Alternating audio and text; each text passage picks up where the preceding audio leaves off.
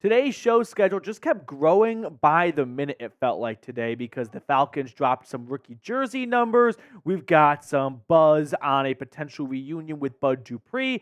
And then we have what I originally planned to talk about, which is trading for Treylon Burks potentially, and the Falcons maybe adding a safety. So if you're looking for an in-depth Atlanta Falcons YouTube channel, hit the sub button down below. Join 21,500 plus. But Adam Schefter earlier today tweeted out, free agent outside linebacker Bud Dupree concluded a visit with the Los Angeles Chargers, per source. Dupree also has been talking with the Falcons and the Steelers, two of the three teams for which he has played. Remember, he started his career off in Pittsburgh, maybe an Arthur Smith reunion, but let's focus on the Falcons here, because last year Bud Dupree formed one of the top two pass rushers on the team, right? His 6.5 sacks were tied for a team high with Calais Campbell. He definitely showed signs of aging, and I'm not going to stand here and say that he's a, perfect fit for the Atlanta Falcons and he is the missing piece to this puzzle on defense, but I'm definitely going to stand here and say he'd be an addition and a good addition as well. Like, when you look at their linebacker room, you go from having Bud Dupree and Arnold Ebiketie as your two starters to Lorenzo Carter, who saw his role greatly diminished last year. D'Angelo Malone was primarily a special teamer. So I definitely think when it comes to pass rushers with the Falcons, more is more. And there's never enough bodies and guys you can have. So by all means, Oprah Winfrey style, you can get a contract from the Falcons. You can get a contract from the Falcons. If you can get after the quarterback, get your ass to Flowery Branch, and I want to see it work out. So, should Atlanta re-sign Bud Dupree? If we get more buzz on this, we'll keep you guys informed. But right now, sounds like we just have a little game of chicken and flirting going on between Bud Dupree, his agent, and then three different NFL teams maybe trying to drive up the price. All right, let's talk about Treylon Burks now. So, the former first-round pick out of Arkansas by the Tennessee Titans, which unfortunately for him is best known as the A.J. Brown replacement, because the Titans foolishly traded A.J. Brown for a first, used it to draft Treylon Burks to reset at the position, and it's been an absolute failure ever since. So remove that part of the equation, because that's not Treylon Burks' fault. Treylon Burks, just as a player for the Titans, has been underwhelming. For starters, he's played just 11 games in back-to-back seasons, 22 games total, 11 games in each year, and has not been very productive in either season. But there is no question in my mind that the Falcons' wide receiver room is on the skinnier side. And last year, that was able to work because the Falcons were one of the fewest teams, or one of the least teams, that used 11 personnel groupings, which I'll expand on later. But basically, they didn't want to have three wide receivers on the field very often, so they didn't need to have three starting quality wide receivers. Now they do, and I'm not sold on this wide receiver room. In fact, I think you could make a really solid argument that wide receiver is a bigger need for this team right now than edge rusher, defensive end, pass rusher. The Falcons really need a wide receiver. I know we've shared this graphic with you before, but if you're just kind of waking up, when you look at the 11 personnel usage last year in the NFL, the Rams, which is where the Falcons' new offensive coordinator comes over from, they were first 93% of the time. 11 personnel means one running back, one tight end, and then the rest are wide receivers, which in this case is three. 21 personnel, two running backs, one tight end, and then two wide receivers. So we're looking at teams that like to have your traditional kind of West Coast style offense of 5 offensive linemen, one quarterback, one running back, one tight end, and then 9, 10, 11 are all wide receivers. The Falcons were nearly dead last in that last year. That's because Arthur Smith wanted to run the football. He liked to have bigger formations with an extra lineman, an extra tight end, an extra running back. He didn't need to have 3 wide receivers to do what he wanted to do offensively. But you can tell that the way the Falcons and the Falcons offense will be run now, with a Rams and Vikings influence, with Kirk Cousins coming over from Minnesota and a lot of the coaching staff coming from LA, they're going to run, most likely, a lot of 3 wide receiver sets. And I'm not convinced that Drake London, Darnell Mooney, and Rondale Moore are adequate enough to run 3 wide receiver sets for 17 games.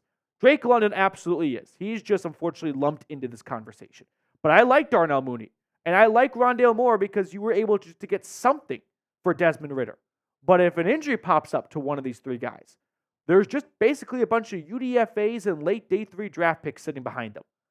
So there is concern on my end. Darnell Mooney, though, definitely will have a large role in this offense. I mean, for starters, they paid him a good chunk of change. But I think that he's going to have much more success. I hope he does. And I hope the Falcons are listening and watching to this right now, as long as Atlanta uses him better than Chicago did. At the end of his time with the Bears, the guy was playing nearly 2/3 of his snaps out of the slot. He is not a slot wide receiver, and the numbers reflect that, compared to when he started his career off in Chicago, when they used him primarily as an outside wide receiver, and the guy had much better production.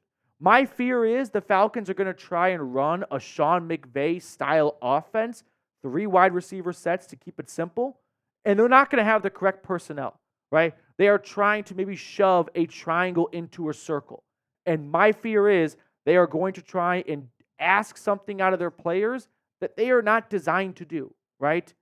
The Falcons need to get more depth at the wide receiver position if they plan on running what Zach Robinson and the Rams did for so long, which is heavy pass, wide receiver sets. You need a lot of depth at that spot. The issue is when it comes to trading for Treylon Burks, I think he sucks. So, yes, while I stand here and advocate for another wide receiver coming to the Falcons, I'm not sold on the former first-round pick out of Arkansas being that man. Yes, when you're a former first-round pick, you kind of get some benefit of the doubt and you get some extra slack. But look at what he's done through 2 seasons. 665 yards and 1 touchdown would sound like an okay rookie year for a first-round pick. Not great, but not awful, right? We can work with that. Went through 22 games, and the guy doesn't even have 50 grabs yet. Yeah, cause for concern is real at this point. So if it comes to a trade, we saw the Falcons trade for a former first-round pick last year, and Jeff Okudah. They gave up a 5th-round pick for him. Maybe they would do something similar for Treylon Burks, a 5th-round pick to Tennessee. The Titans recently added another wide receiver after signing Calvin Ridley in free agency and then signing DeAndre Hopkins in free agency last year. So it looks like they were ready to roll with a new wide receiver group. So Treylon Burks could be available for trade as a result. Now, would you guys be open to trading for the Tennessee Titans wide receiver? Give me a yes or give me a no. I always love hearing what you have to say in the comment section. So please sound off for me down below. Now, next up on the show, I want to look at ESPN's biggest need/roster hole for Atlanta and what they picked. But first, if you want to up your kitchen and you want to get yourself a brand new set of Atlanta Falcons pints, go to chatsports.com/Falcons pints. They're great for yourself, and they also make for a great gift. So if you've got a friend that loves to spend time at breweries, loves to have a cold one, get them some or her brand new Falcons pints. I put that link for you all in the comments and description of today's video. Plus, I should have mentioned, they're on sale. You're losing money by not getting them. Legally, I can't say that, but you get the gist. Now, the Falcons' biggest roster hole, according to ESPN, strong safety. I invite the folks at Bristol to watch the first half of today's video, specifically about the wide receiver unit, because I would disagree on the biggest hole being strong safety. But I see where they're coming from, right? Jesse Bates is fantastic. DeMarco Hellum, 7th-round pick last year. There's a lot of optimism, but there's nothing guaranteed there. And then Richie Grant, the former 2nd-round pick, unfortunately, has been treading in the wrong direction. My take, if you will, is I view safeties as a luxury position. If you're building a team and you're starting over from scratch, safety is not one of the first positions you'll target. So the Falcons having 2 high-quality starting safeties would be a luxury. I don't think Atlanta is there yet. I still think they need to check the boxes on some of the fundamental positions, the cornerstone pieces. Quarterback, check. Double check. Tackle, Jake Matthews, check. Cornerback, outside of A.J. Terrell, can we check that box?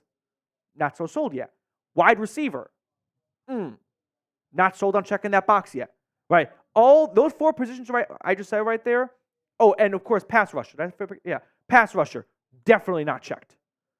Those 5 groups right there, are the most commonly drafted groups in the top 10 of the NFL draft, in the first round of the NFL draft, for a reason. They are the most important positions to be successful. And safety just doesn't quite make the cut. So while I would love to have two great safeties for the Falcons, I think there are bigger fires to attend to. But here's what Aaron Schatz wrote from ESPN. Jesse Bates is a star at free safety, but the Falcons' strong safety position is a mess. Richie Grant has regressed significantly in his 3 NFL seasons, in particular giving up a lot of big plays to opposing tight ends.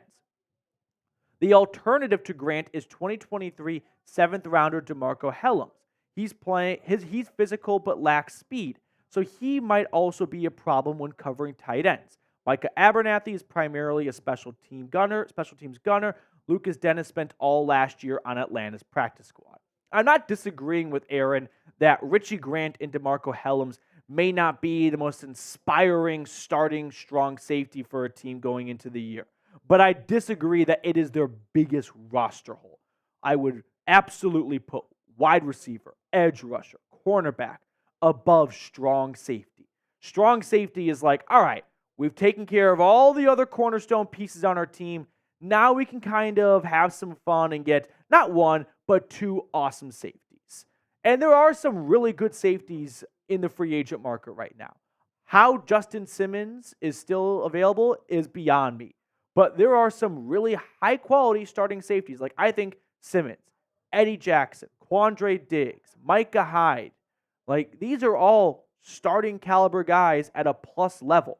Now, of this list of free agent safeties, a couple of names that jump out to me. Eddie Jackson, he played with the Bears his entire career up to getting released, which means he was drafted by Ryan Pace, who now works in the Falcons front office. We've seen a lot of Bears come down to Atlanta.